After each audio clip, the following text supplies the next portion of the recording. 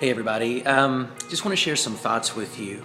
I'm teaching tonight here at Impact Life. I'm teaching on basically generational curses. The book of Exodus talks about the iniquities or the gross injustice or basically the sin of our forefathers are passed down from generation to generation and to our children's children. So it just maybe begin to think about some things I just want to share with you really quick. I'm going to start teaching on it tonight as I'm doing this in-depth study on generational curses. Now, if you're Christian, if you have Christ in your heart, one thing you've got to understand is that Christ became the curse for us. So legally, we are not under the curse any longer. We are set free. But here's where I think the problem is. I think if we don't have any knowledge about or understanding of what we're dealing with, then I think that things can control us. It's like the devil, the enemy, has no control over you, has no authority over us unless we give him that authority. And I think what makes us give him that authority is basically ignorance, is we don't understand. There's no knowledge, there's no understanding in that. So if the enemy can keep us ignorant of the truth, then we'll never be everything God called us to be. Okay, I will never be everything God called me to be. So knowledge and understanding is very, very important, and wisdom is very, very important. So let me just think around some thoughts here with you a little bit. When I think of generational curses, basically I think of wrong thought patterns that are passed down from generation to generation.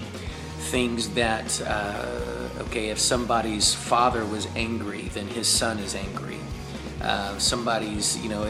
If people were raised up in strife and argumentative attitudes, growing up and a lot of dysfunction, and then they carry that on to their household as they are in their families as they grow and have families of their own, then their house is basically full of strife and problems. And I believe it's just wrong thought patterns and different things. What we must understand is that we are redeemed from the curse, but we've got to understand what that means. We have to understand that there might be some wrong thought patterns. The Bible says how we think is how we are.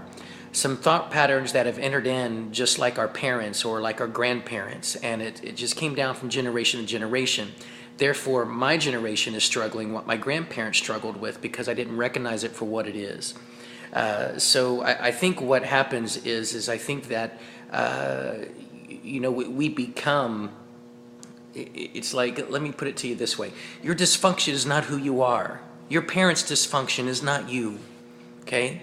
The reason why men are angry a lot is because we're insecure, because our fathers wasn't there to be a father figure. We saw all their problems and they passed that down to us, and we just accepted it because we didn't know any better. Therefore, we passed that down on to our children.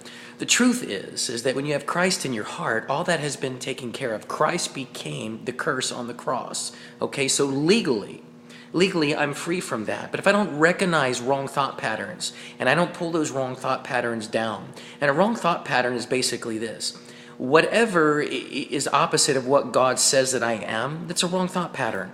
Okay, attitude, strife, anger, hurt, different things like that. If I don't cast those wrong thoughts down, then that's who I become, because the Bible says we are how we think. So I've got to learn to recognize those things for what they are and grab a hold of those wrong thought patterns and before they're passed down to my children.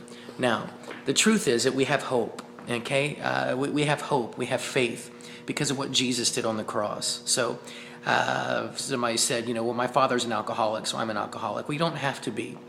My parents were depressed and was full of strife, so I guess my family is. No, you don't have to be. You don't have to be. You just got to learn to recognize some things for what they truly are and know that that's not you. Okay? Your insecurity is not you. The fear that you face, the depression that you face is not you. It's not me. Okay? It's not me. Those things have attached themselves to my life. That's not who God made me to be, and that's not who God created you to be. All right? So we're going to talk around these things tonight, and I'm just throwing this video out real quick to just to help bring some understanding.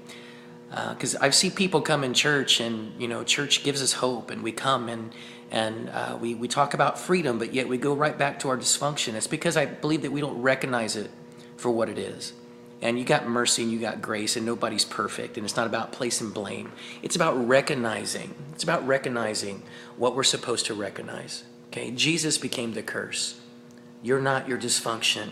Okay, you're not your dysfunction. Come on, let's get better, all of us. More hope, more faith than ever before. All right, let's walk down this road together. Talk to you soon. Bye.